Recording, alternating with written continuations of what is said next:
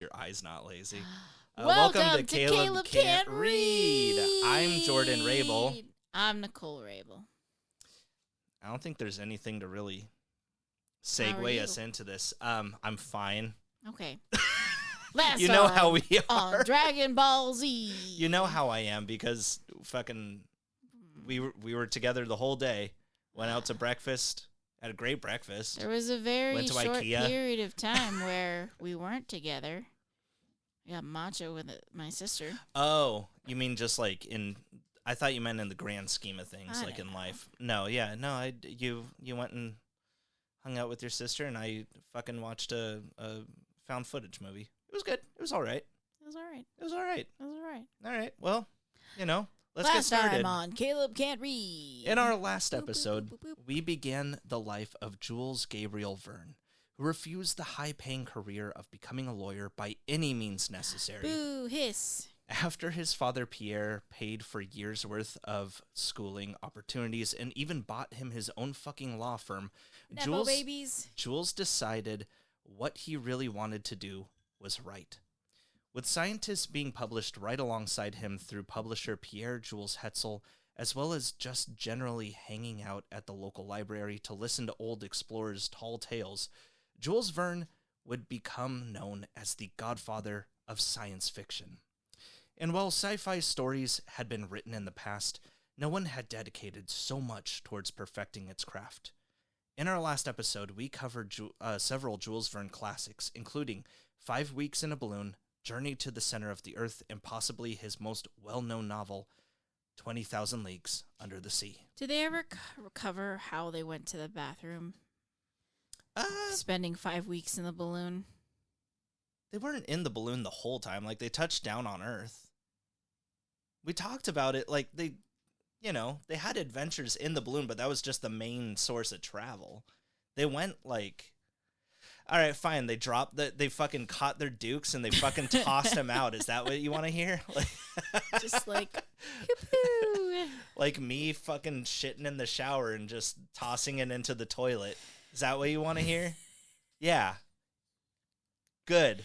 Well, How'd they do it in the submarine? Any other... They fucking ate it. Now, do you have any other questions before we get started? No? All right. How'd they go in the center of the earth? How'd they go in the center of the earth? They fucking in each other's butts. All right. And now we've come to Verne with his newfound fame. Though while the money he was making may have given him some security in life, he was still working his ass off on these novels. Not only was he doing a shitload of scientific research to make his sci-fi novels more sci than fi, he was still producing these books at the rate of about one a year. To focus more on his work, the 42-year-old Jules Verne, his 40-year-old wife Honorine, and their 9-year-old son Michel moved away from the busy city life of Paris for the serene, quiet coastal village of Le Crotoy. I mean, Jules assumed he'd be able to get a little more work done without all that noise, right? Unfortunately, his little boy Michel, whom he regarded as the terror of Le Crotoy, turned out to be quite the handful. Not because he was worse than any other kid his age, but because Verne's wife, Honorine, thought all his little misbehavings were funny, which, not quite what a mother's supposed to do. Which was a weird reaction for Honorine because according to everyone else, she was sort of like the jumpy, high-strung type. You may remember that Honorine was actually widowed with 2 young girls when she first met Jules, but they got married off to some wealthy types. Well, and they're essentially going to be out of the story for a while, basically. The stepchildren. Yeah. To counteract the constant bothering of his wife and son, Jules Verne would just sometimes take his boat, the Saint Michel, which he named after his son, and just fucking leave for long periods of time to write in the solitude of the sea.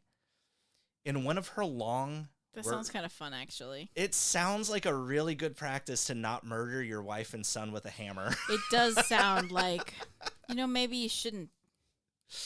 Maybe you shouldn't be together.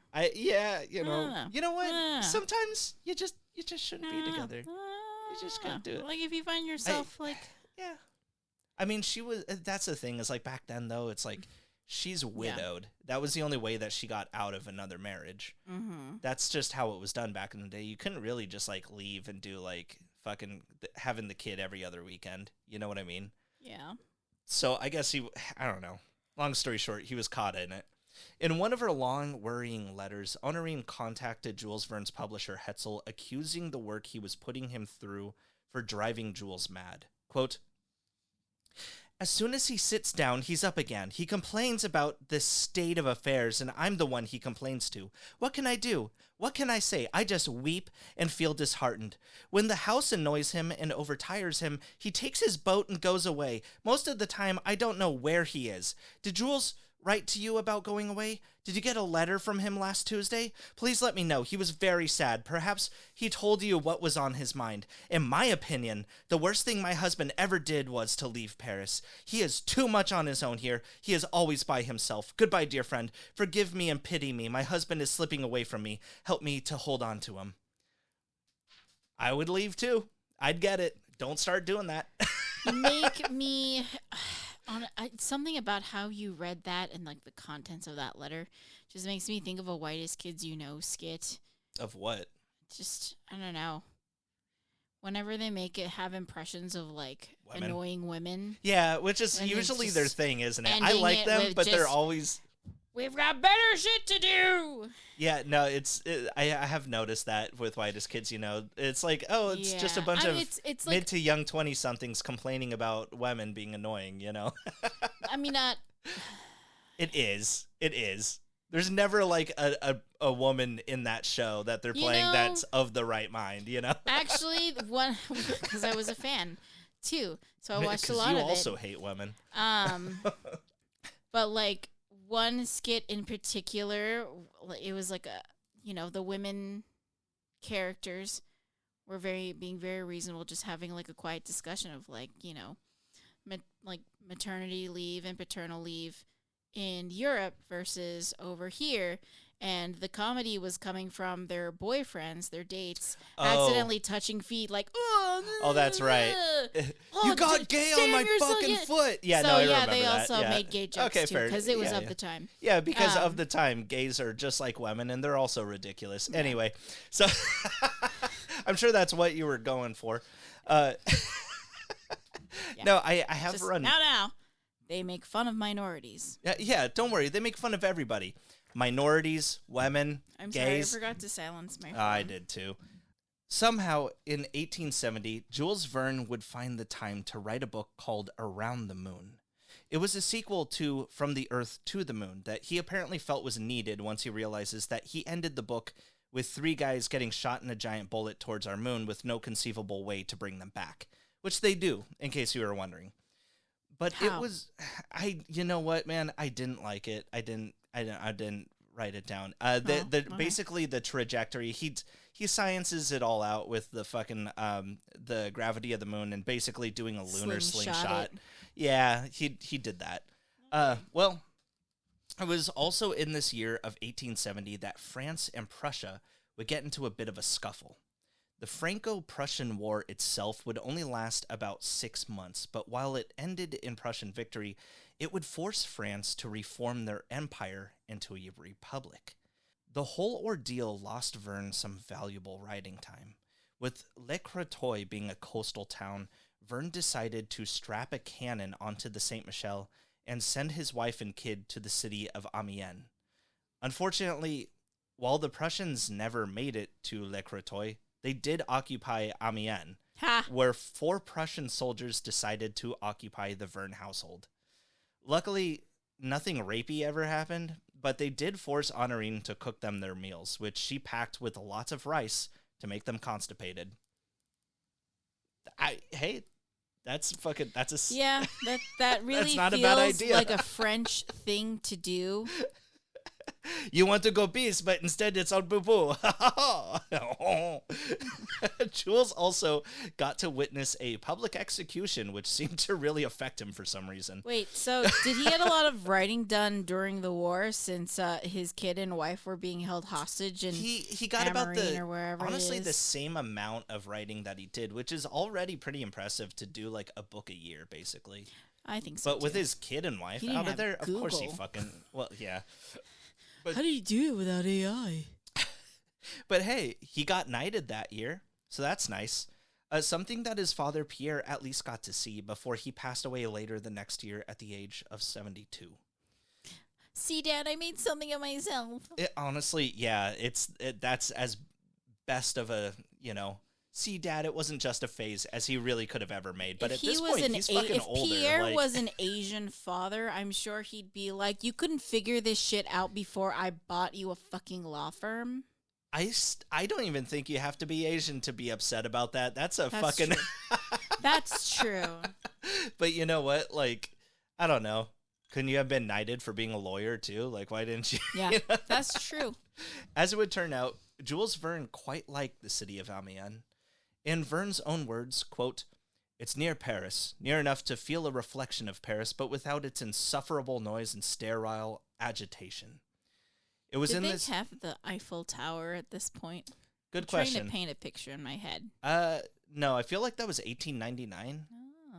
That feels like a bullshit ass year, but you know what? Let me check it out. Yeah, no, 1889. So Okay. it's like 10 years off, like 15 years off at this point. Either way, it was in this year that the family would move to the city of Amiens completely, where Verne would later become part of the city council. And His wife and kid are traumatized from like being they held were hostage. occupied, yeah. Yeah, and he's just like, "Let's keep staying here." That's the a scene fair of your point. trauma. I didn't think about that. Yeah. Well, in 1872, Verne would publish in Hetzel's magazine a story called Dr. Ox's Experiment. This story is kind of out of left field for Jules Verne because it really has zero scientific basis in anything. Ooh, It's about fantasy? a guy named Dr. Ox and his assistant, Mr. Eugene, who proposes to the town of Quiquendone to allow him to set up an oxygen plant that will pump powerful air through the town's street lamps to help enrich its inhabitants. They agree, and Dr. Ox and Mr. Eugene Wait, build their factory. through the street lamps. Yes, like it's going to seep Is it out. electric?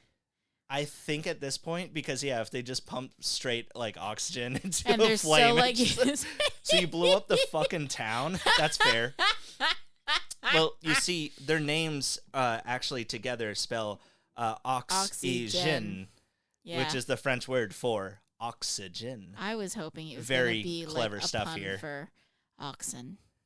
No, I don't know why. it's even better. It's oxygen, and Yeah, he's doing yeah. oxygen. No, I don't it's know. okay. Well, as the anyway, You as said it was out of left field for him, it is. and it's like, well, animals. That would be No, out no, of no, left not field that for quite. him. Yeah, no, that's fair.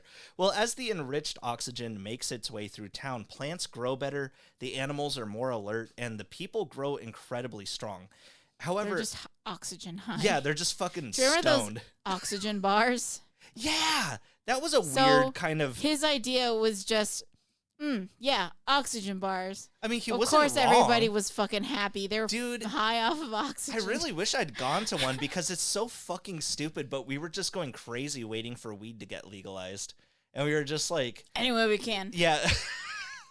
So this is a bar where it's mostly just like, You're those- breathing in rich air. we have a bar that's basically just those like keyboard cleaners, and you just stay in here and huff them. I don't know. It's not against the law, I guess. I don't. Well, however, the people of Quiquendone also become horny for violence. The townspeople. Oh my god. Oh, and Do you mean just violent? yes, Belligerent? like they want it. Well, the townspeople of Quiquendone, which means "who cares" in French, so Ah. weird for I don't know. He doesn't do this. It's a very strange story. They He's decide. just trying something out. I guess Maybe he was high on oxygen. he's finally with his wife and kid again after like years, and he's just like, I want death. Everyone is happy, and except like people are breathing nice clean air in their nice little town because he likes Amiren or wherever they are living. And Yeah. but also the side effect is they want violence. Well, the people of Quiquendone, they decide to attack their neighboring village since one of their cows dared to come over to their side of the river like 700 years ago. However, as they it's all gather... a metaphor for his wife and child coming into his writing room. However, as they gather themselves for battle, Dr. Ox's oxygen plant explodes from a freak accident and the town returns to normal. It's an incredibly weird lapse in Jules Verne's style, but it seemed to be one of his favorites. He would continue to rewrite the story constantly and eventually even adapt it for the stage.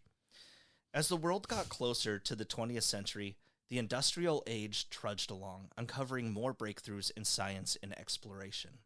The Suez Canal had just opened, meaning you no longer had to sail through the dangerous waters of the Drake Passage at the tip of South America just to get from the Atlantic to the Pacific. Railroads were finally being connected through Europe and India that allowed for travel to be made from one continent to the other in quicker time. And most importantly, air travel was becoming more accessible through hot air balloons, as dangerous as they still were. Basically, Jules Verne was witnessing a new age for the common man, one that allowed anyone to travel the world without the need to become an explorer or some cartographer. Unrelated, but kind of related. How hot air balloon? Like how hot air balloon? No, I like how Me is travel that? Air. No, like how do you steer it? Because I feel like the lack of steering should kind of like dictate how useful it is as a mode of transportation. Like, oh, I know, let's take a hot air balloon to travel to Germany from France, but then you get blown off course and end up in fucking Switzerland or whatever. I feel the like fuck. that does happen. But you know what? I don't know how they steer it. But I mean, like I thought I knew everything about them. I was like, oh yeah, well you have air. That like the I know fire the basics, creates like obviously. Right. Air, I don't know how the fuck you steer up. it. No, you're But right. how We're gonna look it up later. But I think add it's hilarious to think fins? somebody just immediately lifting off and going east instead of west, and they're just like, "Goodbye, family. I love you all. I'll see you soon. Help! Help!" Is it wrong way? Wrong way? I mean, I don't know, dude. Like, maybe we don't have an idea of how. Maybe it is just like charting what wind directions are going to be or something. I don't know. And then you just sit down and because there were like dudes who have like cry flown and wait for the wind to turn. Maybe. Well, because I know that is a You thing have your own that little happened weather to vane like. there. That was a thing that happened with dudes who got in lawn chairs with a bunch of balloons on them. Mm-hmm. They would just like kind of chart it out beforehand and be like, all right, well, at least I won't get swept towards the ocean. And so then you really they'd go. need like a meteorologist. I mean, how hard was that back then, though? They had almanacs, you know? They did have, I don't know. Well, either way. I don't know. Well, one day, Jules Verne is sitting in a coffee shop, and he sees an advertisement for the first round-the-world trip being made by Thomas Cook. It was from this, in 1873, that he came up with the idea to see the world through the eyes of the characters in his next novel, Around the World in 80 Days. The story follows one Phileas Fogg, wealthy but lonely. He spends his days at the prestigious Reform Club in London, placing bets on anything and everything. Not to win, he says, but for the sake of playing. Homie's got a problem. He does. This is what rich people do now. Yeah, that's true. Well, one day, Phileas Fogg and some other old money bitches talk about how you could possibly get around the entire world, what with all new rail line being built in India.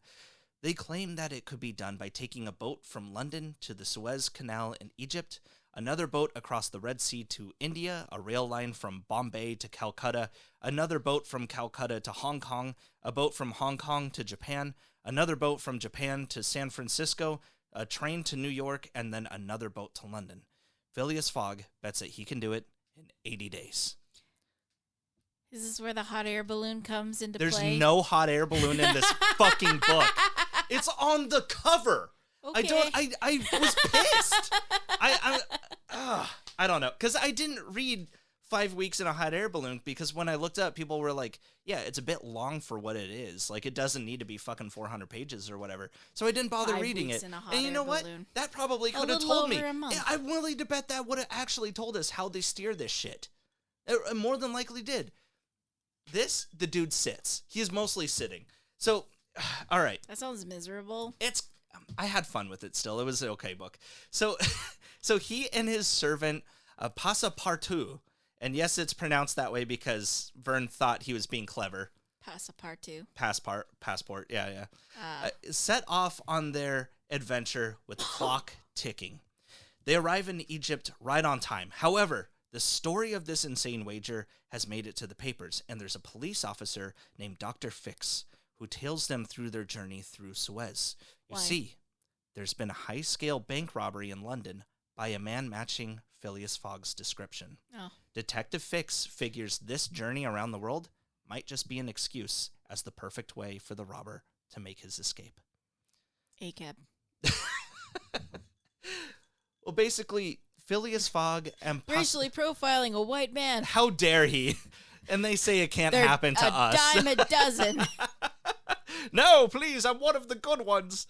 Well, basically... Phileas Fogg and Passepartout make episodic little adventures across the world with Detective Fix closely behind. How do they have time to have episodic adventures if they gotta be on, like, boats and they gotta be because on the boat's trains? leaving in, like, a week, you know? Like, I don't know. All while making the trip time perfectly to their itinerary. Phileas even bribes a boat crew to mutiny so that they can go in the direction he needs them to. That's...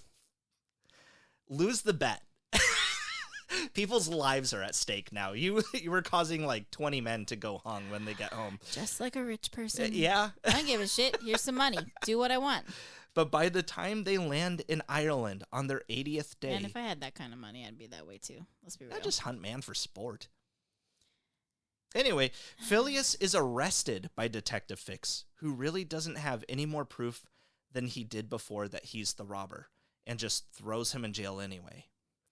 By the time Detective Fix finds out that the real robber had already been arrested just 3 days prior in Scotland, it's too late. The day is done and Phileas Fogg has lost the bet. Boo. But Passepartout... But he won. Passepartout... Detective Fix's heart. That's the chapter I'm making for AO3 later. But Passepartout figures out a loophole. Since they traveled eastward... Were you going to do a racist accent? No. Since they traveled eastward, they raced against the sun, meaning that while they've seen 80 sunsets, London has only seen 79. Phileas heads to the Reform Club as quick as he can, opening the doors just as the clock strikes its final hour, and claims his prize. Oh yeah, and they found So he made it on time anyway. He made it on time, just right on cue. Oh, yeah, and they found a woman somewhere along the way. Quote, Phileas Fogg had won his wager and had made his journey around the world in 80 days. To do this, he had employed every means of conveyance. Money. Steamers, railways, carriages, yachts, trading vessels, sledges, elephants.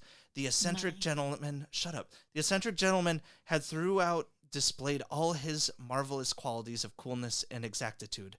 But what then? What had he really gained by all this trouble? Nothing. What had he brought back from his long and weary journey? Nothing, say you?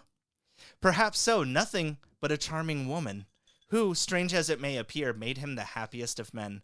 Truly, would you not for less than that make the tour around the world? So he did the white guy thing of like sex tourism. He brought back a Filipina. Was she? Yeah, I was gonna say, was she Southeast Asian? I honestly do not remember. This was a long time ago at this point, but you know what, man? I know that listen, I don't think that Hetzel would have allowed him to make an interracial. You're right. Like, you're right. I'm gonna be honest. I don't think so. It wouldn't, but it's still such a like. It's so God. Jules Verne was very prophetic, no? Right, of his time, like I said. Like I said. ahead of his time. Like, how did he know This man that knew white about men sex were going to travel the world to look for women that would put up with their shit? And then he stayed in Bangkok for only 3 days, 5 days, a little over 9 days, and then he got fell out. in love. I just want to point out that almost every cover of this book has a hot air balloon on it, and the characters never use one. Maybe that's nitpicky, but I think somewhere along the line, people got it confused with 5 weeks in a balloon, and then they just continued to make that mistake. I'm glad that I wrote that down. Thanks, Jordan. Yes, I am still pissed about that. Anyway, the story...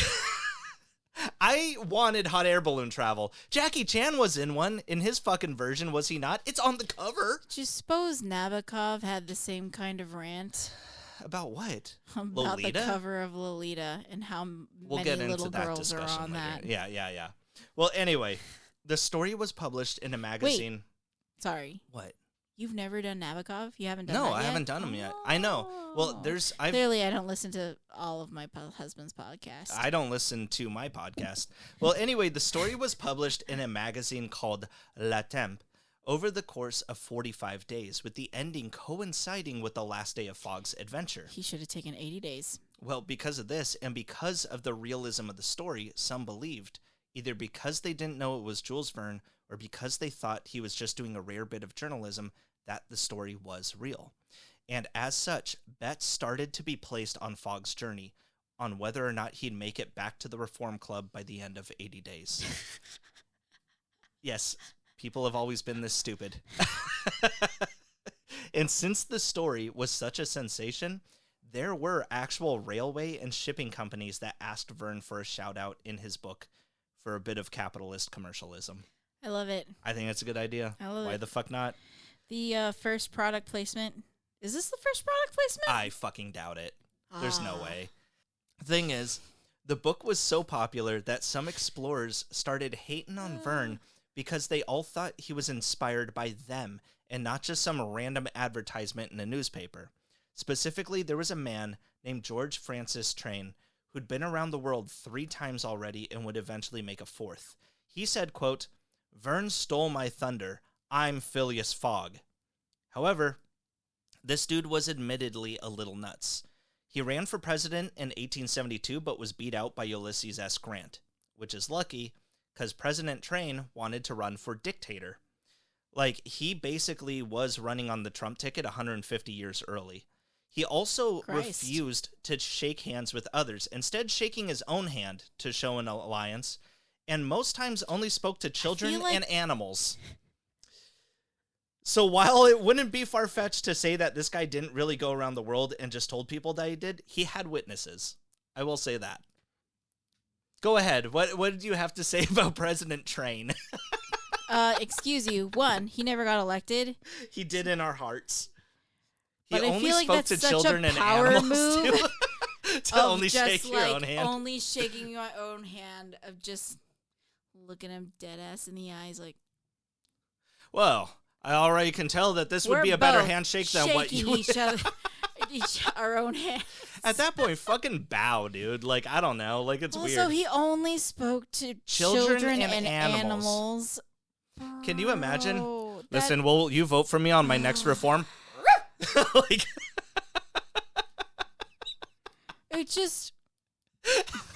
He was running on the Trump ticket. He had a fucking dementia. Suspicious. Why? Suspicious of what? Oh, you think he was a diddler? I don't know. I mean, listen, a lot of crazy dudes are pedophiles, I will say. But, like, I don't know.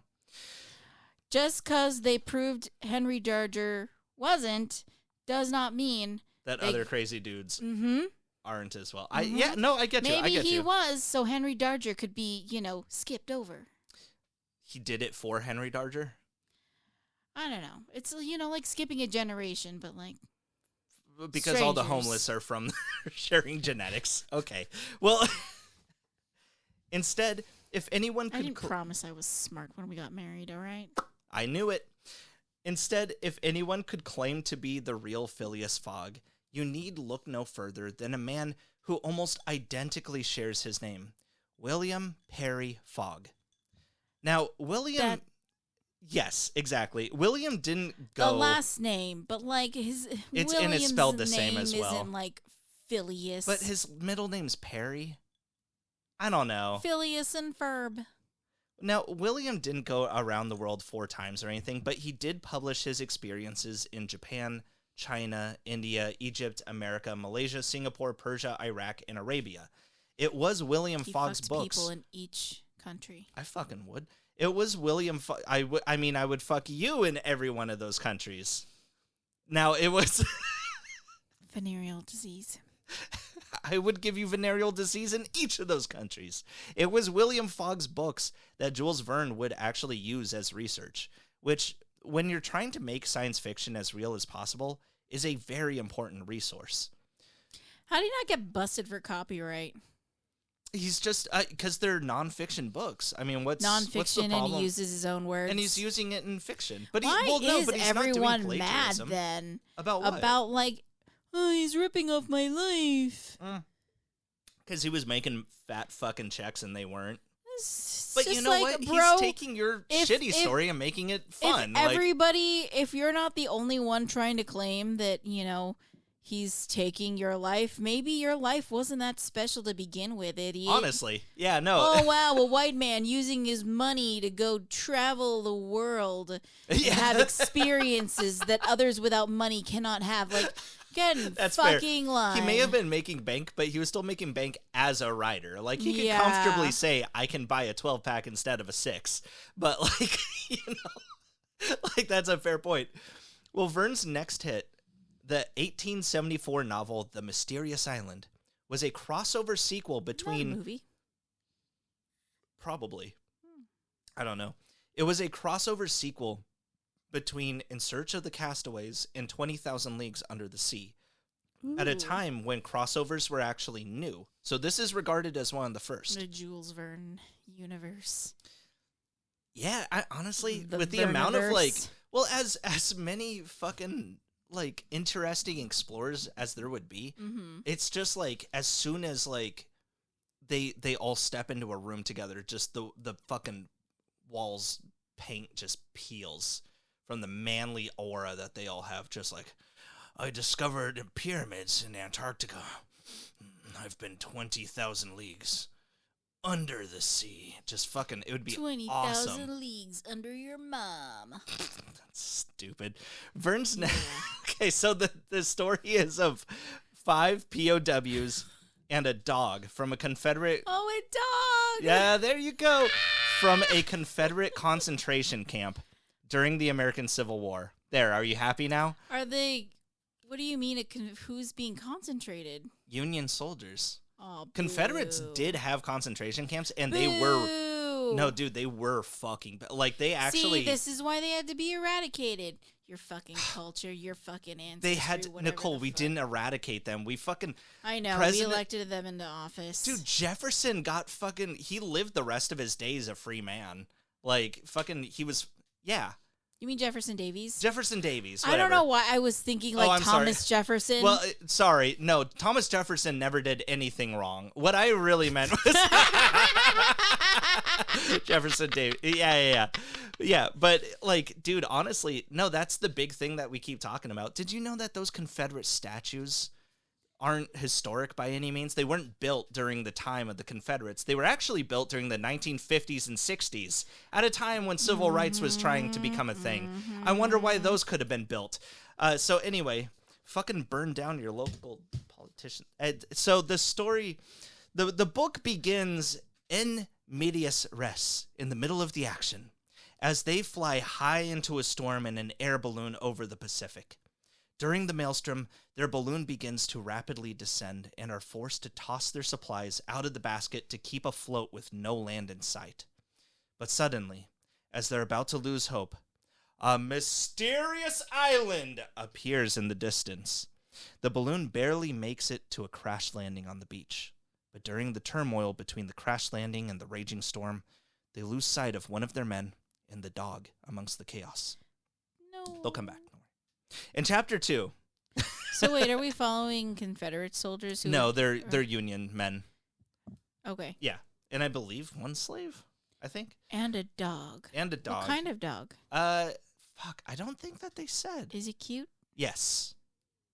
Now, in chapter 2, we go back to the very beginning. Back Does the dog at the Confederate steer camp. the balloon? Yes, that's why they crashed.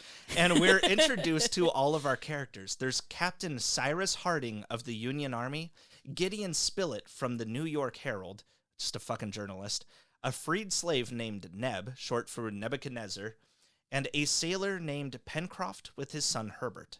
They discuss ways of possible escape before they catch sight of a storm that approaches their camp.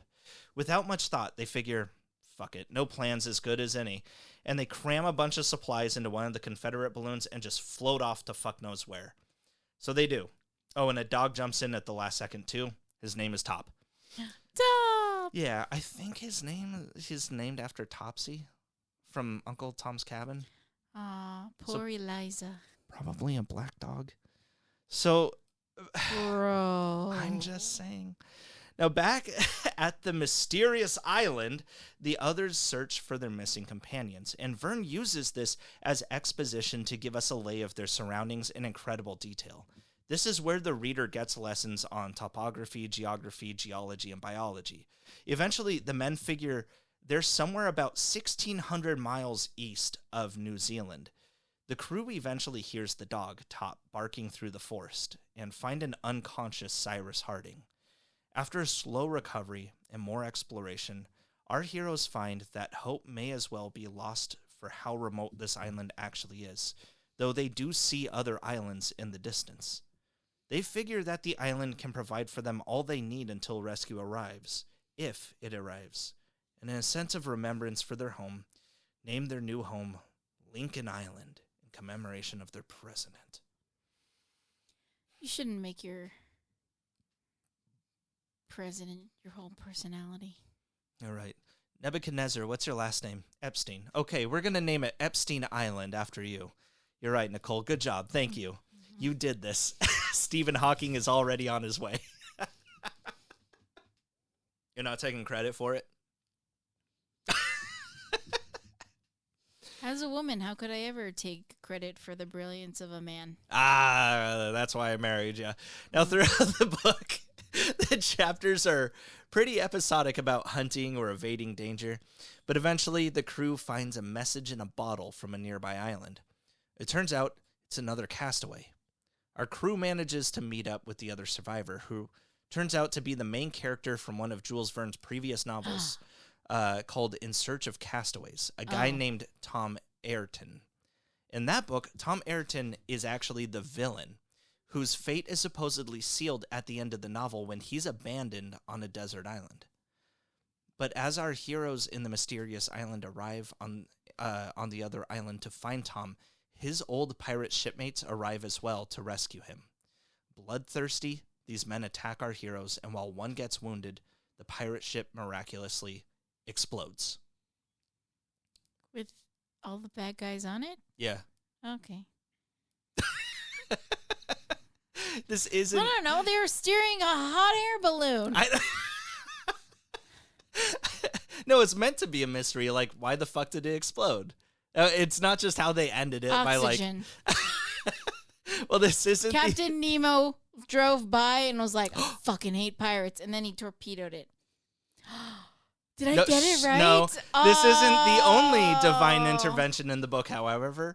Earlier on, the dog Does Top... he meet the dog and they fall in love and make a family together? Not like that. They just, he adopts a Dr. dog. Moreau.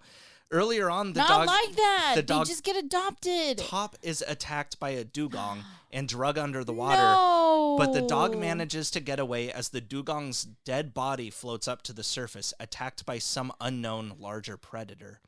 And when the crew arrive back to their hideout on Lincoln Island after Captain Nemo. Yes. After the pirate attack, they find medicine and supplies waiting for them. As the months go on, the crew, plus Tom, he said he was sorry, began... Yes? It makes me really sad that he villainized a dugong. I mean, aren't they... It's a wild animal. It's a fucking manatee. Oh, you're right. Okay, yeah. But they're big, and I think that's why... I don't think he ever saw one. I don't think he knew. Wow, so much. Like, that's so ridiculous. You keep talking about how he thoroughly researches all these other books except for the dugong. Maybe it had sea rabies.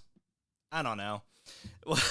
Well, as the months go on, the crew, plus Tom, since he said he was sorry, begin construction of a new ship, one that will possibly take them to somewhere inhabited. But then... Wait, sorry, Tom is the guy from... Tom Ayrton, the guy from In Search of Castaways. bad He's guy. a villain, and Yeah. his pirate buddies And tried he to kill said him. But sorry. so they were and like, then- oh, come so on they in. accept Yeah. him. Yeah, Yeah, it's that basically, long tracks. story short. That's how books were just written back then. But then they hear a bell, and they go into the woods to find a message. Quote, "Come to the coral immediately." It's Captain Nemo. They find a wire that leads them to the waters beneath the coral. And when the tide recedes, they find a cavern. Inside, they come face to face with none other than Jeffrey Epstein and the Captain Nemo and the Nautilus. As it turns out, Yay! Nemo made his escape at the end of 20,000 Leagues, and since then, his men have... I guess I forgot how that ended. Basically, there was a battle between the USS Abraham Lincoln, the big ship, and the Nautilus, I think, and then the main character fainted and said, "I don't know what Captain happened." Nemo a bad guy? He's crazy, and he's an anarchist, so he doesn't pertain to government shit. So like, Oh. And anyway, of course, okay. So no wonder the U.S. government was trying to shut him down. yeah, basically. He's being too He's real. a communist, yeah. And since then, Nemo's men have died from one thing or another over the years until it was only himself left. It's the president. But in that time, It's his fault. he has become old and frail and knows he is to die soon. Nemo reveals that his real name is Dakar, and he is the son of Indian royalty. Not Anglo-Indian like Rudyard Kipling, mind you. Jules Verne made Captain Nemo a brown guy. In fact, it was during the Indian Rebellion of 1857, where, wouldn't you know it, Indians were hoping to represent themselves, that led to the death of his family and had him run away to a life beneath the waves. At his deathbed, Captain Nemo rewards our heroes with jewels and binds them to honor that once he dies, they will destroy his ship. They agree, and with Nemo's last words, he yells, quote, "God and my country," before passing away.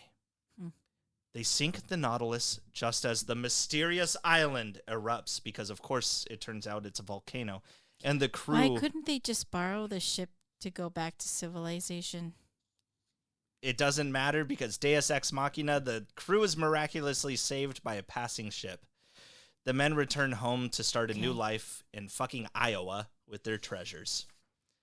Quote, "There to conclude... Has Jules Verne ever been to Iowa? I don't think so, or he would not have chosen it. There to conclude, all were happy, united in the present as they had been in the past, but never could they forget that island upon which they had arrived poor and friendless, that island which, during 4 years, had supplied all their wants, and of which there remained but a fragment of granite washed by the waves of the Pacific, the tomb of him who had borne the name of Captain Nemo." Now, William Kingston was a contemporary English author to Jules Verne in his own right. However, he wasn't a very good one. Consequently, William Kingston ended up in dead. But with the popularity of Jules Verne, he saw a new opportunity: translations. Now, supposedly, William Kingston spoke French fluently, but so could his wife. Therefore, she should do the work for him just under his name, right? Now, Kingston didn't end up changing a whole... That's how it always factory. goes. Yep. Kingston didn't end up changing a whole lot in Verne's narratives, but he did change enough that when I read The Mysterious Island myself, it wasn't until I did research for this episode did I discover that I hadn't actually read the whole thing. For instance, Kingston didn't like Captain Nemo's speech about anti-imperialism, so he just got rid of it. Also, what a cuck. Pencroft sounds better than Pencroft without the T, so he fixed that too. And I thought for a minute that I missed something when I looked up discussions about the book online and everyone was talking about some character named Cyrus Smith. I knew him as Cyrus Harding. because apparently Smith sounds too poor. So Kingston fixed that too. Christ. So anyway, heads up to anyone out there that reads The Mysterious Island in English. There's a good possibility that publishers have just been printing the abridged version for decades, and you're not reading the real thing. So anyway, in 1876... That's so shitty. It is. I was a little bit let down. I was like... I'm like... Oh. That sort of thing is so offensive to me. Because I still liked it, and I was just like, but how much of it did I fucking miss? Like, there were still science-y bits and shit in there, but, like, did he, like, not include it? He probably nixed those, too. It's probably just like, this is boring. Cut it out to his wife. Like, cut it out. You talk too much, Samantha. Cut it out. Yeah, no, I'm sure. In 1876, Jules would become sick of Honoриne's leniency towards their boy, sending his 14-year-old son, Michel, a.k.a. the Terror of Le Crotoy, to the Maitreyi penal colony. A good 150 miles from their home in Paris, yes. What? Why would you call a place a penal colony? It's nothing but dong getting hung. But no, a penal colony is like not a fully built community. It's just like you're going out there to build a road, boy. Like, it's kind of shit. What's with the word penal? I don't know. Now, I don't know. You're going to hang sack, boy. If there was an incident. I don't know. Is that a thing? Hanging sack? Yeah, your balls get hot. I'll show you later. Now, I don't know if there was an incident. I don't know how men's bodies work. That finally, you certainly Fair didn't enough. marry a man. Men don't know how women's bodies work. That's fair. I don't know if there was like an inciting incident that finally broke the camel's back, but Michelle wasn't actually there at the penal colony for long, just about 6 months. Overall, the Maitreyi penal colony wasn't all that bad when it was run by its founder, Frederick Auguste de Metz. But since his death 3 years prior, things at the colony were run a little harsher. Luckily, Michel only endured the beginning of the colony's worsening conditions, because by its closure in 1937, it had a reputation for an almost sadistic discipline on its pupils. Either way, by the time Michel returned home... Wait, pupils? So it's a school? No, well, you get kind of just run like a prisoner. Think of it like a prisoner. He put him in a prison. It's a home for wayward boys, put it that way. A colony of wayward young men. Yeah.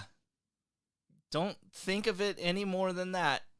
Put a stop to it right now, Nicole. Nope. Either way, the shit of S.E. Hinton's dreams. Either way, by the time Michel returned home, things were not much better between himself and his father. Now, in 1877, Jules Verne writes a novel called Off on a Comet. This is a really interesting one to me.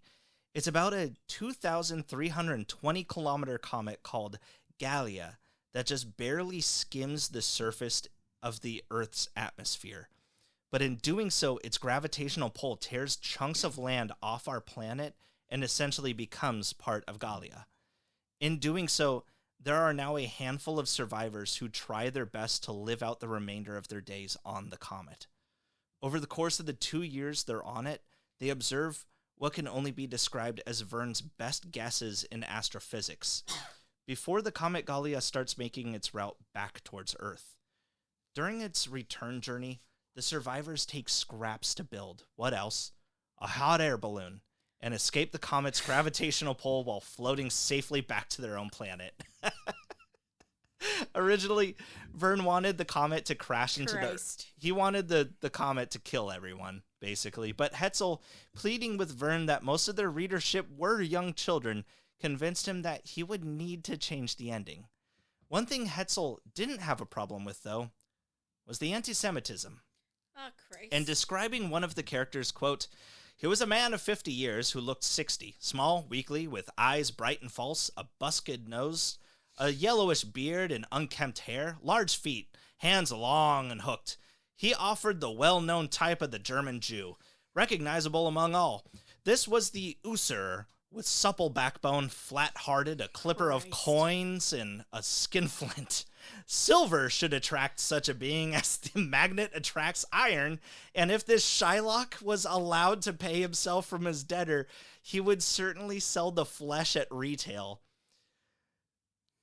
Sorry, it's been a while since I had to read that.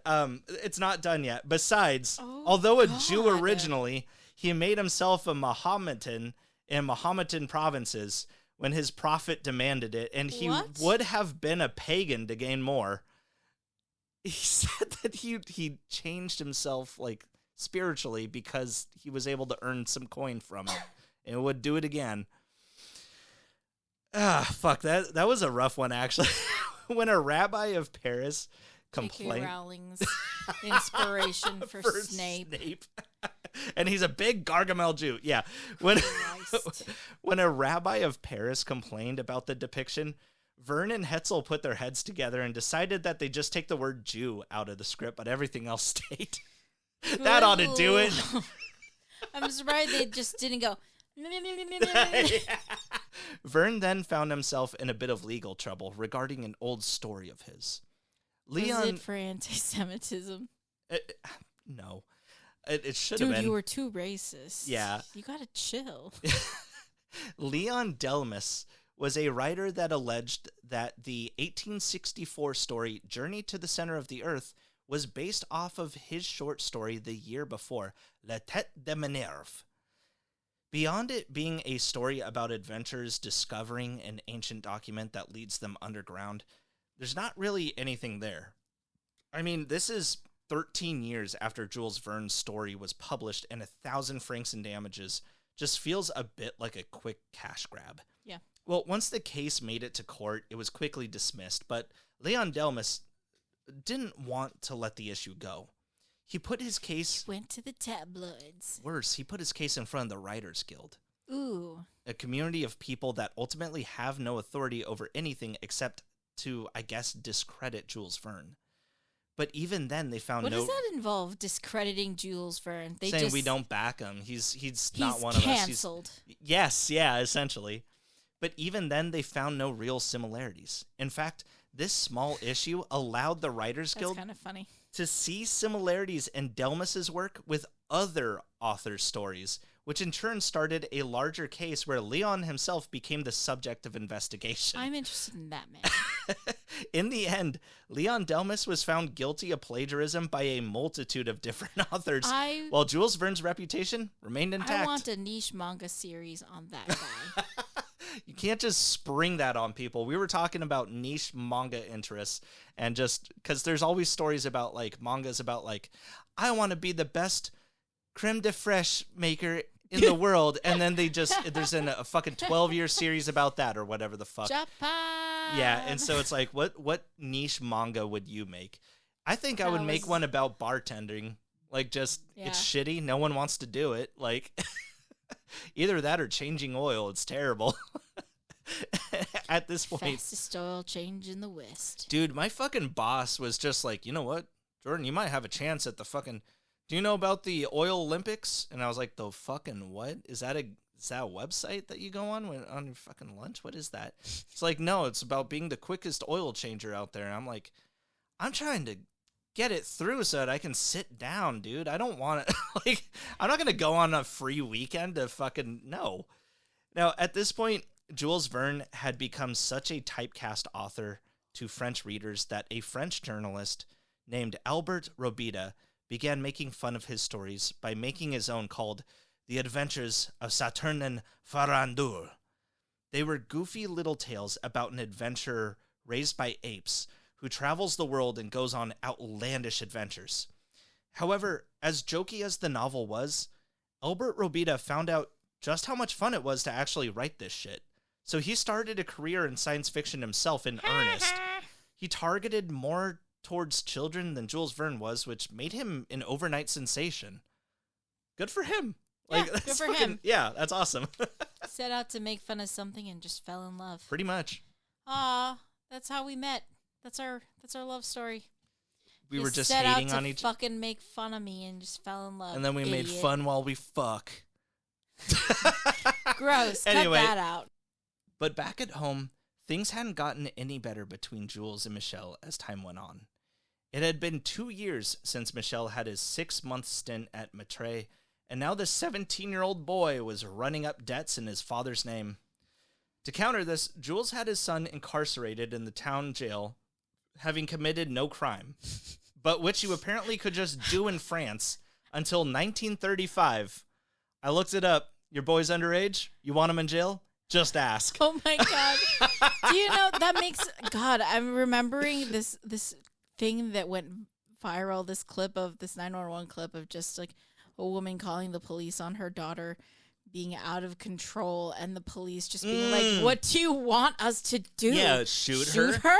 Yeah, you want us to come over and shoot back, yeah, and then it ended up all over the news, and it was like, dude, justice for that guy. He was calling her out on wasting fucking resources. Yeah, my daughter's out of control, and I don't know what to do. How about you leave her the fuck alone then? Maybe you're like... How is your daughter out of control? Is she like physically trying... Fucking call... What was the context? Call Maury, did they ever dude. look into this? I don't know. It doesn't matter. The daughter was getting If she's not committing a crime... Well, that's the thing. If she got physical, that's fucking assault. Call it in for assault.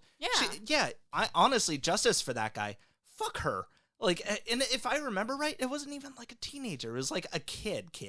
And it's just like, okay. Serious? Yes. It's like, okay, slap them, throw them in a dark room and tell them that you control ghosts. Like, I don't know. It was like, much cuter when my cousins did it. They were like under 5 and just... And being rowdy. They were being rowdy, and like one cousin hit the other, so he called the police. Like, 911, what's your emergency? She hit me. Dude, okay, I don't know how young you have to be to sue for assault, but that is assault. And I honestly would, knowing who was involved in there, I wish he fucking did. You should cut that part out. Fuck. Stop. You should cut that part out for sure. When Michel found out that his father had spoken to a ship captain about putting him to work on his boat headed for India, he was actually ecstatic. He only requested that his father's new novels be sent to him. The voyage to India was faced with extreme difficulty, including harsh weather, hard work, and worsening conditions. At least, that's what Michel told his father. In reality, it was quickly found out that Michel was the son of the great Jules Verne, and they basically treated him like royalty. As his other deckhands got off the boat in Calcutta, Michel Verne stepped off in a frock coat and top hat, having just held supper at the captain's table. Meanwhile, Jules Verne was getting his letters back home, just absolutely horrified at what he'd done to his son. What's funny is that in the biography written by Michel's son, he shows letters written by Jules where he's constantly complaining about Michel, and whenever he says something like, "But what are you going to do with a boy of 17?" the biographer points out that he's getting his dad's age wrong by like a couple of years. So it's not like Jules Verne was a super attentive father either. Yeah. They never it's are. kind of shit. Like, I'm sorry. Your mom does that. Oh, yeah, God. She has. She always adds years to my life, and it just makes me feel terrible like, every time. Yeah, I know. She's just especially like, the closer 45. I get to 40, yeah. I'm just like, shoot me. Put me out to pasture. To be fair, I don't know how old your mom is either. She's too old to be fucking doing that. I can tell you that. Now, at the age of 19, Michel had at the age of 19, Michel had moved to a town near Amiens. But the problems between father... Wait, so he... What?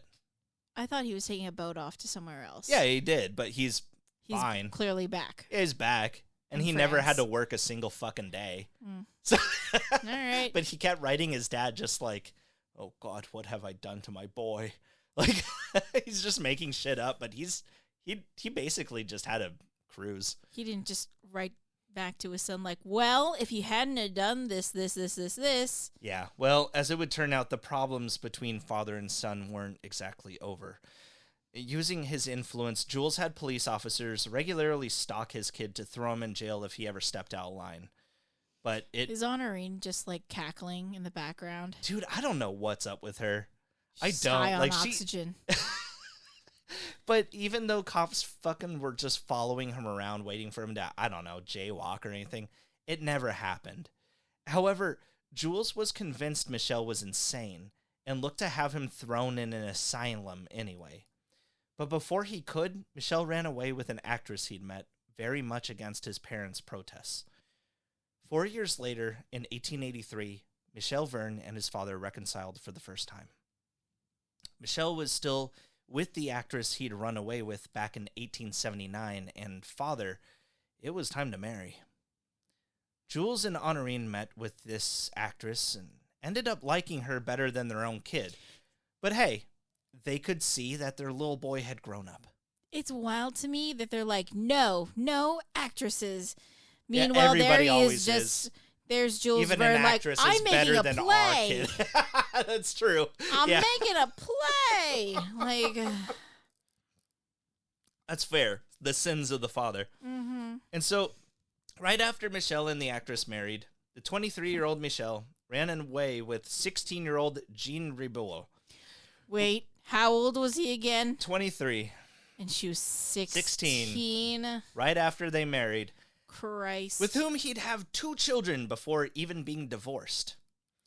Jules and I hate Honorine... him. I hate him too, the terror of Le Courtois. Jules and Honorine were willing to keep the first wife and basically just let their own kid go. But the actress convinced them that Michel was their problem and they needed to face it. God. In the end, Michel went Yeah, on to he marry was this the problem. 16-year-old instead. Yep. On March 10th, 1886, Hetzel received a telegram from the Verne estate about an incident that happened the day before. Quote, letter from Godefroy in Amiens. In fit of madness, Gaston fired revolver twice at Verne. Only one shot hit. Verne slightly wounded in foot. Apparently, Jules Verne's 26-year-old nephew, Gaston, had run up to the Verne household saying, quote, they're after me. But when Verne told him that there was no one there, he withdrew a pistol and said, so, even you won't defend me, and shot at Jules. One shot missed, and the other landed in Verne's foot. It was agreed upon... He never walked again. It was agreed... Yeah, this ends like fucking $1 Million Baby. It was agreed upon by all the family not to publicize Gaston's little assassination attempt, but word got out regardless.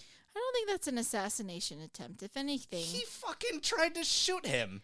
Well in defense... In defense? He thought To his what? uncle was conspiring against him. You could be insane and assassinate somebody. I'm sorry, you're right, Nicole. The guy that tried to kill I feel Reagan like was not an assassination is assassination more of like- attempt. no. He just wanted fucking Jodie Foster's hand in marriage, okay? I just think an assassination is more premeditated than just saying, oh no, my uncle has been taken in by the enemy. Pew pew. I guess. Ha! I don't know. I feel like assassination You're going to just cut means... this part out in post, aren't you? Because you're Proof right. of you coming around to my side and my logic. I'm always coming on your front. Now, Gaston was sent... Christ, I hope you cut that part out. Gaston was sent to a Jesus. mental asylum where he'd spent the rest of his life until his death during the First World War in a clinic in That Luxembourg. could not have been nice either, though. Like, I- mental asylums back then. I I'm know. just picturing this poor guy, But like, dude, I hear covered in Luxembourg's roaches. nice. I don't know. Not But if you're also in the from a- mental asylum? But from a rich family, like, I don't... Okay, I'll put it this way.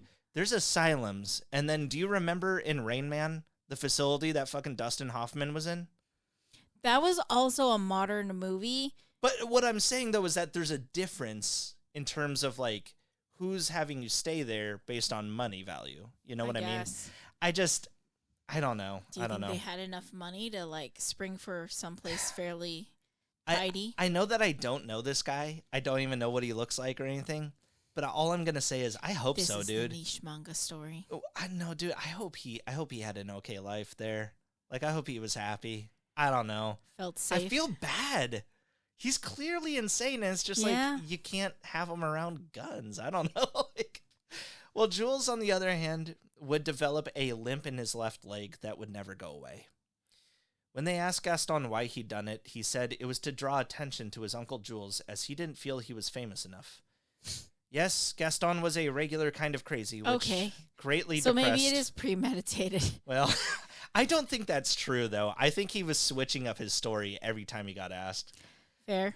But Gaston was a regular kind of crazy, which greatly depressed both Jules Verne and his brother Paul, Gaston's dad, because between the two of them, Gaston was the only son of theirs between Michel and Gaston's two older brothers that seemed to be a good student and whose future looked promising.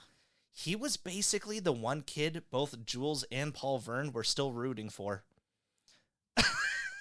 Isn't that sad?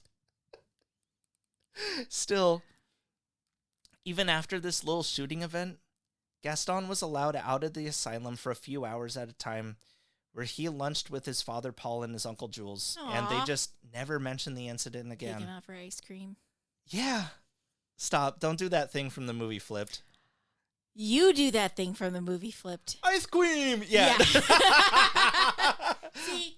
Ice should cream, cut that Richard! out. Yeah, no. Cut that out in post. Fuck no. Christ. But this little shooting began a period of Jules Verne's life that he referred to as his Black Period. Just a week after, on March 17th, 1886, Pierre-Jules Hetzel, Verne's publisher of 23 years, passed away at age 74 in Monte Carlo. Almost a year later, on February 15th, 1887, Jules Verne's mother, Sophie Verne, would pass as well at the age of 86. By that point, Verne was still recovering from the gunshot wound in his foot and had to miss her funeral. Whereas before, when Hetzel was alive, he steadied Verne's hand against anything too drastically dark. Verne was now able to make the books however he wanted. With Hetzel's son taking over his business, Verne took a break from science fiction, instead just relying on, well, fiction. He used to write stories of giant floating cities straight out of BioShock Infinite, like in 1871's The Floating City, or a giant mechanical elephant that houses an entire palace inside in 1880's The Steam House. But now, he was writing darker tales grounded in reality, which is all well and good, but that's not really why anyone reads Jules Verne.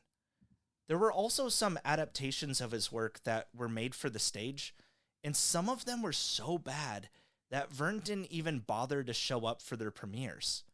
It felt like Jules Verne's name was beginning to sink. In 1888, Jules Verne decided that he'd had enough of his town's bullshit when it came to... He couldn't navigate his hot air balloon. The hot air balloon of his career. No, all he could do was bring it down. Down 20,000 leagues to the mysterious island of his heart, where I guess. A dugong attacked him. Where he fucking drug a dog down to drown. Where a slow swimming... what is not omnivore? What's the plant-only one? Herbivore. Where a slow-moving herbivore attacked him. Tried to kill a dog. In 1888. Like, how different are dugongs from, like, I don't manatees? know. I don't fucking know. I know nothing about it. No, don't look it up. We're in the middle of a thing. In 1888, Jules Verne decided that he'd had enough of his town's bullshit when it came to underfunding certain aspects of Amiens. Therefore, he decided to run for city council. Instead of paying his taxes. Yep, as all rich people do. Mm. He won, leading to the final touches of a municipal building which was later named the Cirque Jules Verne. He also widened the city streets and switched their gas lamps to electric. If we ever go back to France, would you like to go to Amiens to just check it out? Listen, I don't know if there's anything actually there. Like, I don't know, man. Fuck. I'm not going to say no, but it could also just be a bullshit ass town. I'll tell you this much. I drove for hours to see the final resting place of Ernest Hemingway. Bro, that is on you. You decided to go to fucking Idaho. It was because it's the closest state to us that I hadn't been. And you know what, dude? That little town that Ernest Hemingway died in, fucking God rest his soul. God rest him. There's nothing there. This is like, oh my God, dude. It was like Sun River if there was nothing to do. Like there's, oh my God. It's like a town of 400 people that are all just retirees. Somehow there's 2 traffic lights in town, and we were in the middle of a fucking traffic jam at the end of the day. I don't know what the fuck was going on. It sucked. It was terrible. But you know what? Got to see his grave. There it was. Was it worth it? No, it wasn't. How exciting do you think a dead body's gonna be? I don't know. Like, he didn't get up and dance. The potatoes you brought back were good, though. Yes, but that didn't come from that fucking place. That came from a different city. Now, Jules Verne actually did quite a lot to modernize Amiens. And at least for a little while, this seemed to be it for Jules Verne. Maybe he'd just work in small-town politics until the day he died, while also wearing obscenely large shoes to not annoy his shot foot, which is something that he actually did. But in he wore large shoes. No, it so just that makes me think of yeah. like that racist caricature he wrote. What? Well, he was the Jewish guy? Yeah, where he was talking about like how like the large feet, large shoe situation. Did he talk about large feet? I thought he did, and then there he is having to wear large shoes like an idiot. I guess, yeah. Maybe this whole thing is just karma. I don't know. Yeah. But in 1889, the owner of the New York Herald asked Jules Verne to write a short story for the paper. Now, Verne typically didn't dabble in short stories, so when the paper asked him to produce one about what he expected the world to look like in 1,000 years, it's believed he just kind of rolled his eyes and handed the job over to his son, Michel. So although the short story in the year 2889... His son with a bad, like, that he has a bad history with. Yeah. So, I mean, while in the year 2889 is published under Jules Verne's name, most people do suspect the writing style and ideas to be a lot closer to what his son Michel would later be known for. Specifically, his use of pneumatic tubes. Do you know what those are? No. Those are those fucking things that, like, banks the use sometimes. The old-timey banks? Yeah, where you fucking thunk, and they, like, go shot up in a tube and shit. Yeah, that's... Michel Verne would go on to have a small... Tubular. I'm gonna kill you.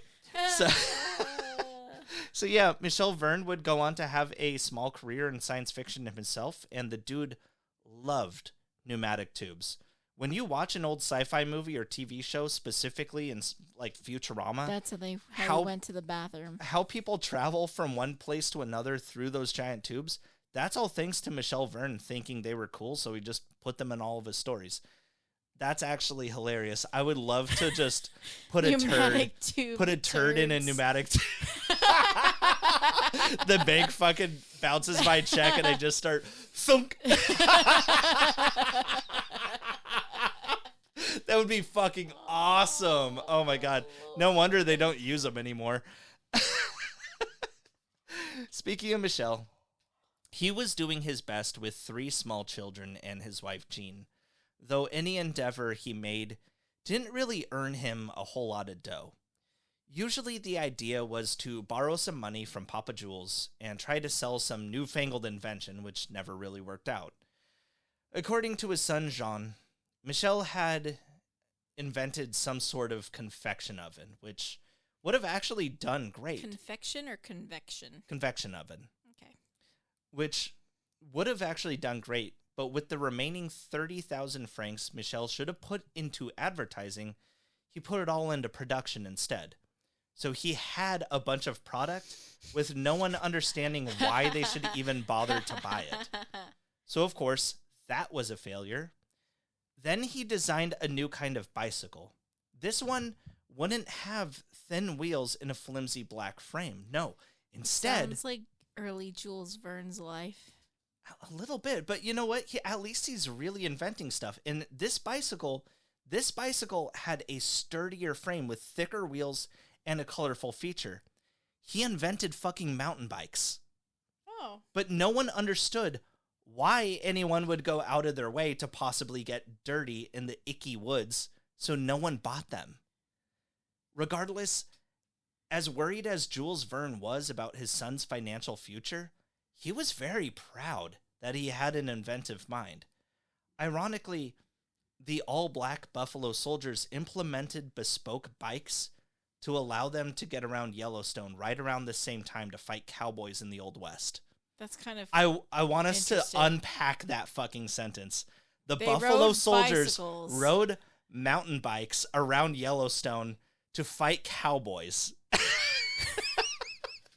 That is my niche manga. Yeah. That is so cool. But if the rumors are true, and Michel Verne wrote in the year 2889 for his father, then he predicted a number of things we'd have today, just like his dad did when he wrote Paris in the 20th century. News being delivered through a voice device that predates radio and podcasts, cryogenic freezing, and chemical warfare, which would unfortunately become a reality in about 25 years' time. Hopefully, Michelle's prediction of advertisements being projected on clouds won't become a thing, but we already have skywriting, so maybe that's already here. No, dude, if I see a fucking ad for fucking Jerkmate up there, I'm bombing something. Like, What do you think Goodyear blimps are for, babe? they're cool, though. I don't know. It's an advertisement in the sky. I know, but, dude, I want to see more blimps. They're neat. Are they dangerous? I feel like they're kind of dangerous. Wasn't that the Hindenburg? Wasn't that a blimp and it just like... Yes, but that was blew up? one time. 9/11 only happened once. We still fly, you know, like, anyway. Anyway, just a couple years before, in 1887, American journalist Nellie Bly checked into a boarding house in New York City. She caused a ruckus for a few days by staying up late and just generally being negative to other guests. The police were called. Why is that name familiar? You will, yeah, you'll know it. The police were called, and once they saw that she was a woman acting up, they threw her into the insane asylum at Bellevue Hospital. Now, this is absurd, yes, but Nellie Bly knew it was. In fact, she was banking on being sent there, because Nellie was working on a piece about the abuse women endured in the hospital setting.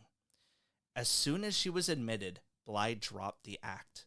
She became her normal self, and even then, the doctor said she was, quote, positively demented. After 10 days, the newspaper she worked for secured her release, where her experiences would be published in a book titled 10 Days in a Madhouse. Yep. Her descriptions of uncleaned shit caked to the floors, dirty bathwater at freezing temperatures being poured over the patients, why I think... and being fed spoiled meat caused a long list of reforms within the hospital's treatment of their patients. Granted, this is in America, and the Jules Verne's nephew was in France, but I still think it couldn't have been... it was no fucking fortune. It wouldn't have like, been nice. No. It wasn't a fucking, Hotel California kind of situation. I'm just saying. But at least they knew enough to clean him up for those lunches with Papa and Uncle Jules.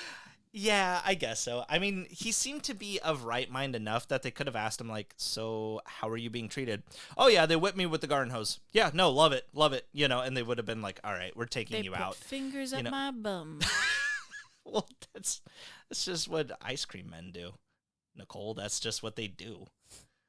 That's how you earn the extra Sonic ice cream.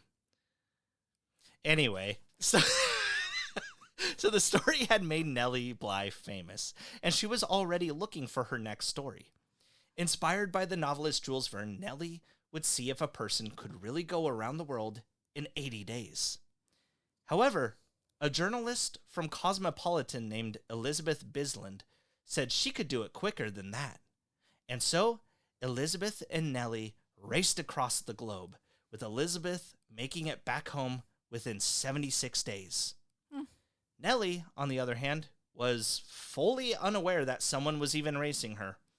She didn't learn that there was someone else doing the same thing she was doing until she was already halfway through her journey.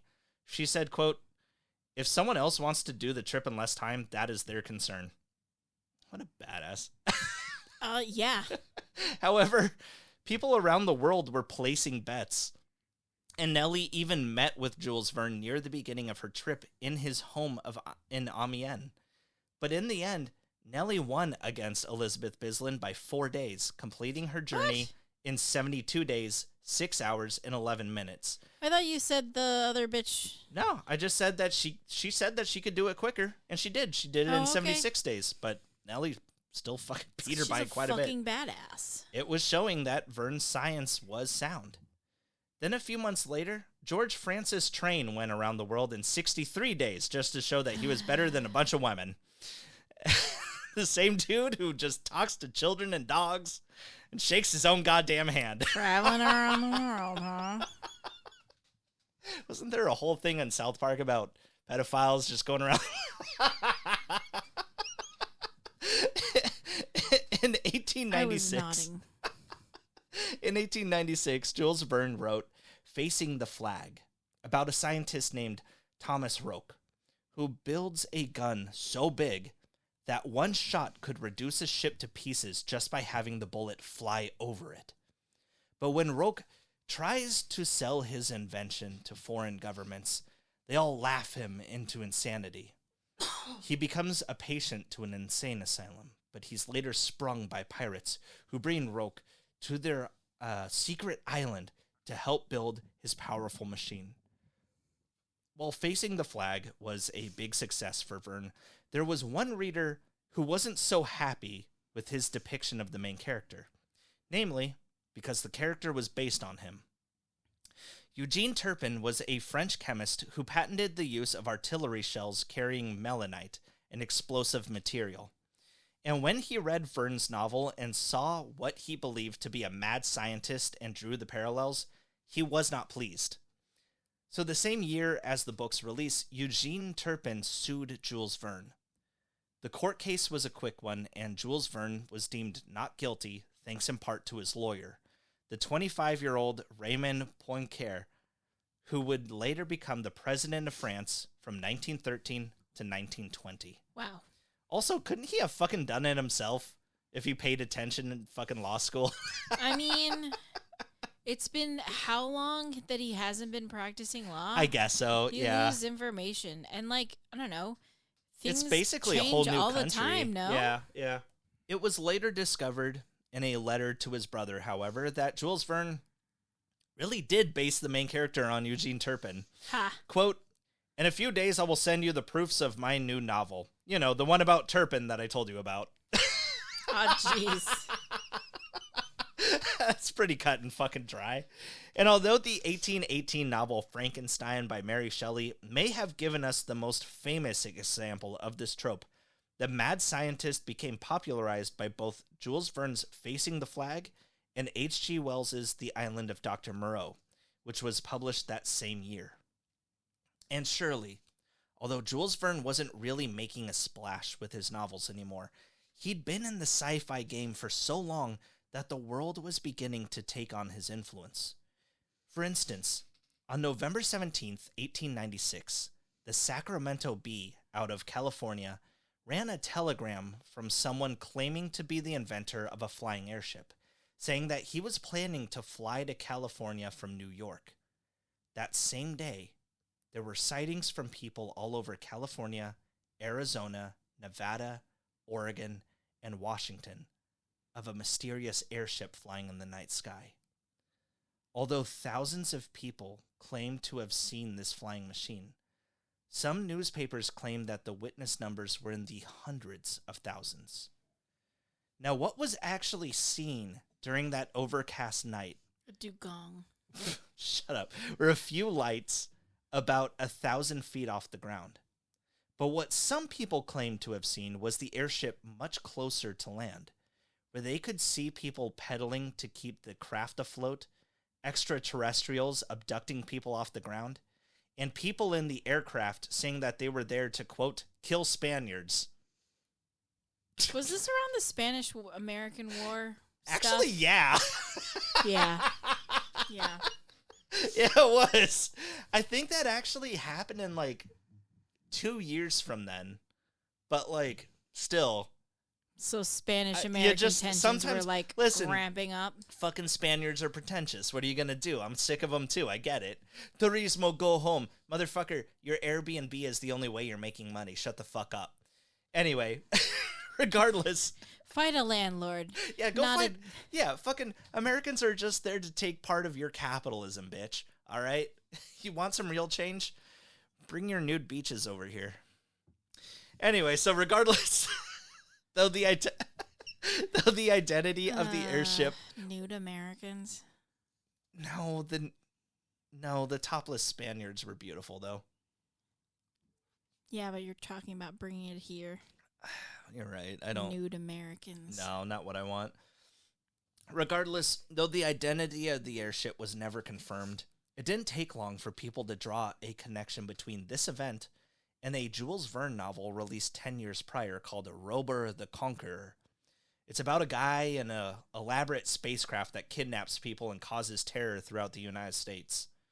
At this point, it was perhaps Verne's latest great success, and I honestly don't doubt that this case of mass hysteria was at least, in part, thanks to his own creativity. There was also a ride called Trip to the Moon that premiered in 1901 as well on Coney Island. There was also a ride called Trip to the Moon that premiered in 1901 as well on Coney Island. You basically got to walk around a papier-mâché lunar surface while dudes dressed as aliens walked around. The attraction cost 50 cents, $20 in today's money. Jesus. Yep. It just reminds me of, remember that Willy Wonka experience thing that they did in like England or something? You don't? Where there was like a sad-looking Oompa Loompa. Yeah. And when I just think of the Smashing Pumpkins, that one video. They did it much fucking better. Tonight, chemtrails are real. Yeah. Yeah. And when the attraction moved from Coney Island to Luna Park in 1903, the ride was transported by Topsy the Elephant as a gimmick. Yes, Topsy the Elephant was named after the character in Harriet Beecher Stowe's 1852 novel Uncle Tom's Cabin, but she's better remembered as the elephant that was killed on film via electrocution by the Edison Company. Jesus Christ. Did you ever watch that one? No, absolutely. I refuse. Okay. Fucked. Well, it's not like there's sound to it. Also, fuck Thomas Edison. Yes. And now I know this is a tangent, but please. Anyway, I always believed that Topsy was electrocuted for her crimes in killing a shitty trainer, but in reality, Topsy was just showing that she was stressed and tired. Her owners wanted to get rid of her and figured hanging the elephant would be cool. However, John Peter Haynes from the American Society for the Prevention of Cruelty to Animals said no. But Topsy's handlers, as well as John Peter Haynes himself, were like, yes, agreed that if they fed Topsy poisoned carrots, strangled her with giant ropes, tied up to a winch, give her the Rasputin treatment, and electrocuted her, then that would be humane. Now, I'd always heard that Thomas Edison himself volunteered to electrocute Topsy He fucking would. To show the dangers of Nikola Tesla's AC electricity during the War of the Currents, but in reality, the War of the Currents had already been lost by Edison 10 years prior, and Edison himself was no longer in business, though his company was. Either way, Topsy the Elephant joined the 27 Club on January 4th, 1903. Christ. Yeah, wasn't that fun to learn? I went through a day of just looking into that. I was like, Jesus Christ, a winch. You know, it's funny you reference the 27 Club. Yeah. And we're talking about niche mangas because I read one once that was basically... It was like Shaman King, it but was the 27 Club, but with like whoever musicians. Died. Yeah. Yeah, so like this Japanese school teacher is like getting possessed by the ghost of Jimi Hendrix, and all he wants to do is like play guitar. I just want to play guitar and beat my girlfriend. And she's like cool. Gonna die at 27 if she doesn't like make it in the music industry. Sad. Yeah. There were only so many like bootleg translated chapters at the time. Like they only just hinted at the fact that, you know, somebody had Kurt Cobain. Yeah. I mean, you know, wait, so they only have Jimi Hendrix and that's it throughout She only has Jimi Hendrix, but they hinted at another character. Like the last page of one chapter was like a guy who had the ghost of Kurt Cobain. Oh, so you got to fight like Janis Joplin's other musicians. Other musicians are out there with their own 27 club ghosts, and maybe one of them has Topsy.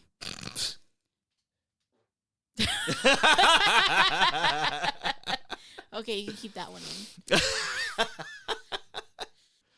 And in 1902, we saw the first adaptation of Verne's work to film. If it isn't the first, then anything before it has certainly been lost to time. Although it wasn't fully appreciated in his own day, Georges Méliès's A Trip to the Moon was inspired by From the Earth to the Moon and its sequel, Around the Moon. Though it probably shared inspiration from the H.G. Wells' 1901 story The First Men in the Moon as well, which had just been translated to French mere months before production.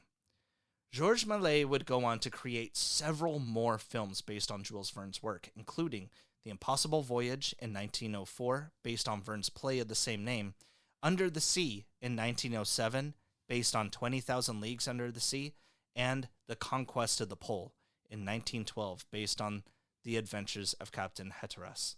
You should conquest my pole. Been there, done that. Yeah, there's not a lot of pole.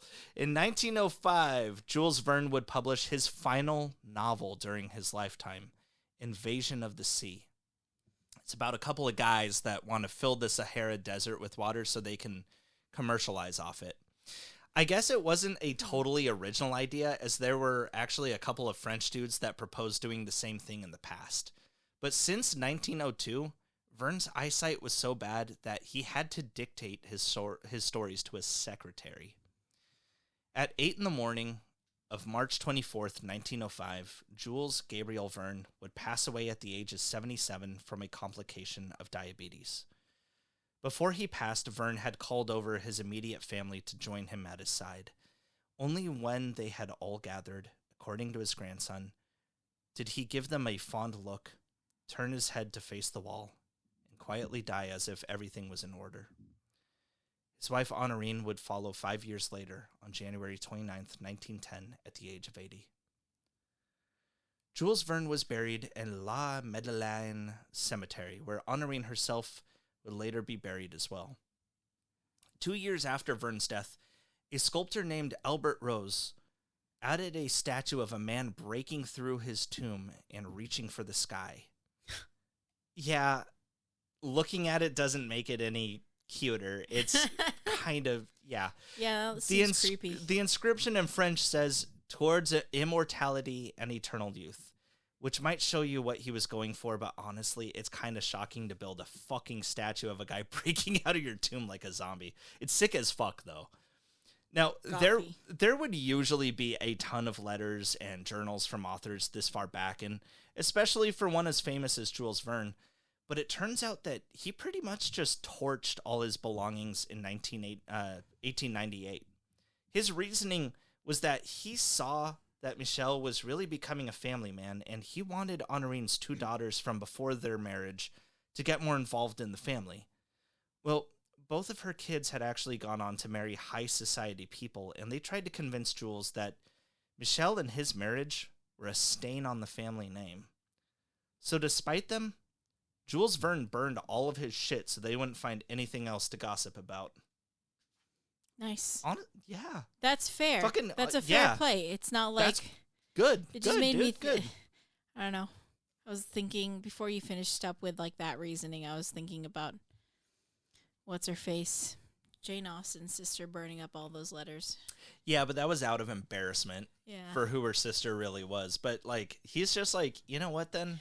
Was it, Fuck though? you don't get shit. That's what they say. That's what they say. Well, what else could it have been? I think that's the least cool thing that could... I just remember us making fun of her drawing. Oh, yeah, no, it's just filled with her sketches, and that's why she torched them Jane herself. Austen making fun of her sister's drawings. With Jules Verne releasing at least one work per year for the last 3 decades, he had plenty of stories on the back burner. For the next handful of years, his books would stay on the shelves with his son. The game of deathdom. A deathdom? The game of death. Deathed him. Oh, yeah. Michel was either editing or finishing his father's work along the way, basically, with the 8th and final posthumous book coming in 1919 with the title The Barsac Mission. Barsack. Don't laugh. It's the Barsack. You're laughing. No. You're laughing. I'm crying. It's sad. It's the Barsack mission. I'll show you what the Barsack mission is all about. Michel himself had become a businessman of sorts in the years prior to his father's death, becoming the owner of a successful paper mill before it burned down in 1904. Then was a successful banker before being fired due to several illegal transactions. That sounds about him. All in all, becoming the executor to his father's estate, I think, saved him. Like an Alolan executor. A what? Nothing. It's a bad joke. Keep going. What was it? Alolan executor. What does that mean? It's a Pokemon. The Alolan version of it is just really long-necked. It gave Michel actually I told you actual to keep work going. to do that would earn him a quick buck, as would sci-fi stories of his own before he himself passed away at just the age of 63 on March 5th, 1925. In his later years, mostly due to his long list of works and his novels being tagged as children's stories by the public, Jules Verne's popularity waned steadily until his death. It wasn't until the 1960s that French artists took a renewed interest in Verne's work. The Surrealist movement had already come and went, but its influence showed in people who were starting to get into the occult and otherworldly types of fiction like steampunk. To commemorate his 150th birthday, the Jules Verne Museum was opened in Nantes, France, in 1978. Although he grew up in that town as a boy, he never really lived in the building that houses the museum, though the museum does have a ton of his shit that was given to them by his descendants. That same year in 1978, aboard the Salyut 6, Soviet cosmonaut Georgy Greco broadcast a message to Earth in honor of Jules Verne, saying, quote, "There's hardly a person who hasn't read his books, at any rate not among the cosmonauts, because Jules Verne was a dreamer, a visionary who saw flights in space. I'd say this flight, too, was predicted by Jules Verne." Edwin Hubble, of which the Hubble telescope was named, even forewent his father's wishes to study law so that he could focus on science, because he saw that Jules Verne did the same. And of course, there have been a ton of shit named after Jules Verne in every branch of science. From satellites to craters to even a type of apocalyptic volcano event called a Verne shot, which is what they call it if a volcano gets all blocked up and a bunch of gas builds up, and then when it erupts, it just shoots debris everywhere. That's a Verne shot. Exploding volcano. I'm gonna Verne shot. Yeah, exactly. And they think it's actually happened once or twice and caused an extinction event or two. In 1989, Verne's great-grandson would find what would have been his second novel had it not been rejected by Hetzel, Paris in the 20th Century. When it initially came out, 5 years later in 1994, it was regarded as his lost novel.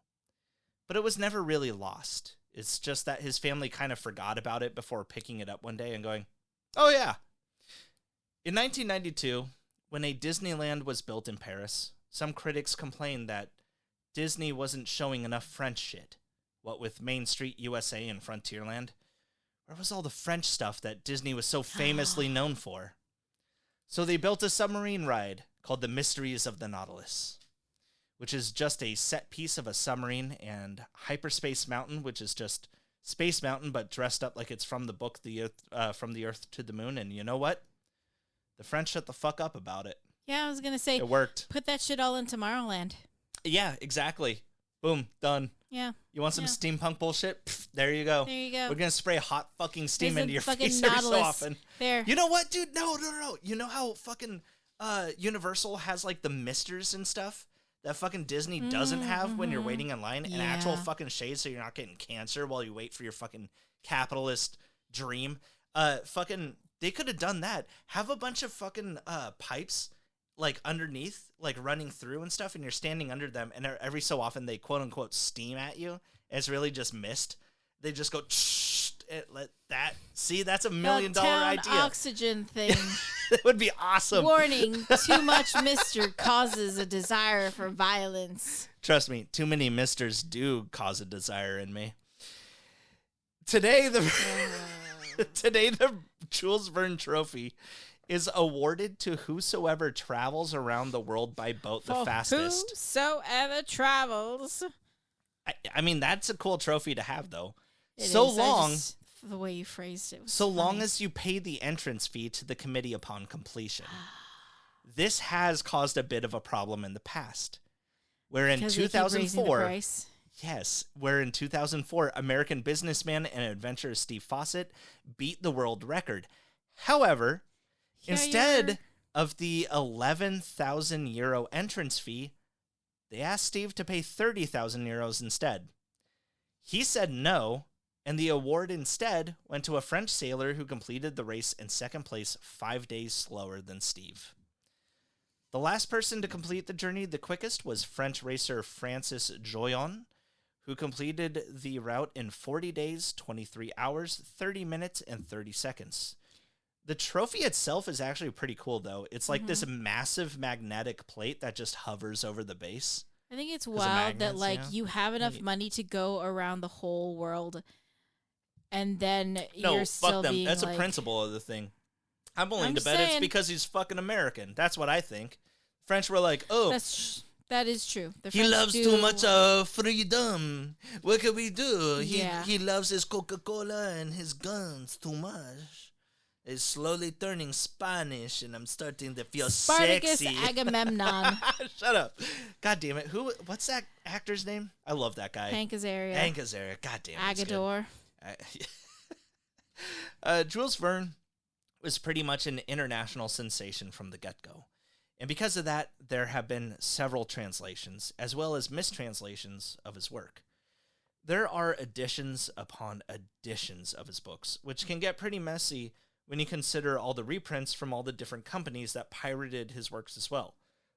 Because of this, there are websites out there that can help you categorize your Jules Verne novels easier, so you know just what you have on your hands. The website hetzel.free.fr is a good resource, though the website is in French. There's also julesverne.ca that helps as well. Verne has been translated more times than William Shakespeare, giving him the number 2 spot right behind Agatha Christie. If you don't count all the stage plays, short stories, and essays, he still wrote well over 50 fucking novels. He's shown his influence in other artists' works, such as Hayao Miyazaki, tons of space objects, such as comets and craters being named in his honor, and the subpar restaurant at the top of the Eiffel Tower called Les Jules Verne. So it's no wonder that people still call him the godfather of science fiction. My sources today: Jules Verne, a biography by Jean-Jules Verne, translated by Roger Greaves, Taplinger Publishing Company, Inc., 1976. Around the World in 80 Days by Jules Verne, translated by Michael Glencross, Penguin Books, 2004. The Mysterious Island by Jules Verne, translated by W.H.G. Kingston, Wordsworth Editions Limited, 2010. I'm going to call your sister real quick. Hang on. Why? She's actually eating there. Your call has been... Oh, what a bitch. Oh, I like your nails. They remind me of like a fucking Evil Eye. Thank kind of thing. That was not the intention. I know, but it's nice anyway. Nice. Let's see. Thoughts. The mistranslation thing that offended me makes me think of this trailer for a rom-com I saw where this guy who's like a failing author, finds out he's really big in Mexico, and it's because the woman who's translating his books is basically rewriting them. That hurts, man. Like, but they fell in love. Oh, that's stupid. Yeah, I didn't say it was like... Nah, man, like, yeah. I know without Jules Verne, there wouldn't be fucking steampunk, and I hate steampunk, but that's just, I don't know, it'll die out for diesel punk once people... Steampunk is not his fault. I know. It's not his fault that, like, people just took his work and just decided to, to put their tits in corsets. go on it, yeah. There's got to be steampunk porn out there. I don't know. Of course there is. Maybe Jesus that'll get me Christ. into it. I don't know. Well, I don't know. Did you ever watch the Jackie Chan movie? Around the World in 80 Days? I don't think so. Okay, so there was that in Shanghai Noon that came out around the same time. Didn't they both have Owen Wilson? I have no idea. Or was Owen Wilson in either of them? Owen Wilson was in Shanghai Nights. Was. Oh, Shanghai Nights. Think. Yeah, Yeah, I think. that's it. Shanghai Noon and Shanghai Nights. There was, Nights was a sequel. Oh, no shit. Yeah, they go to London. Oh, that's... They're still cowboys. All right, I was more interested in Shanghai Noon and Nights because I don't know. That promised actual kung fu. Look, well, okay. Here's the thing about Jackie Chan, and I know that this has a lot to do with Jules Verne, but listen, I just like okay. I love Drunken Master. Like I'm not talking about the one that he made in America, but like the 1978 Yuen Wu Ping one. I love that fucking movie. It's so good.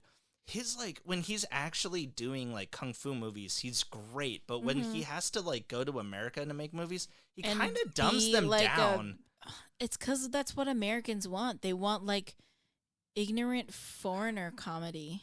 Yeah, that is what they all were, wasn't it? Throughout Rush Hour, he doesn't get smarter. And then there's just haha, the other one's black. You know what's great though is understand the words coming out of my mouth. See, you're allowed to do a black voice because you're practically black yourself. Now, what I did find out about Chris, Aquafina trailing the way, making what is it? Thank you, Aquafina. Walking so I can run. Yeah. Now, anyway, so Chris Tucker though, I did look it up. That man is largely retired, and he's basically yeah, if they want to do another Rush Hour, though, I'll come back for that. Essentially, Rush Hour 2 and 3 were him coming out of retirement. He'd already retired. Wow. Yeah, because they're just, goddammit, he likes it. Good for him. If it's fun, it's fun. Yeah, exactly. And you know what? That brings me right back to Jules Verne. You know what? If it's I fun, like it's them. Fun. They're fun. Yeah. They're fucking fun. Well, I wasn't making fun of you for liking Jules Verne. It's okay. You can't make fun of me any more than you already do when I pull down my pants. You earned that. I didn't earn that. I didn't make it small. Recording what? I was recording the podcast. Hey, I called because so we're doing a fucking episode on Jules Verne, and the restaurant at the top of the Eiffel Tower is called Le Jules Verne. How was it? Yes. Oh, fucking delicious. Really? It wasn't just subpar? Because I wrote that it was subpar. No, the ravioli that I actually had at the Jules Verne restaurant was the best ravioli I've ever had. So there you have it, folks. Fucking, if you have a taste buds for Chef Boyardee, then the best thing that you're going to have is at the top of Eiffel Tower. For how much was it for a bowl of ravioli? I don't fucking remember.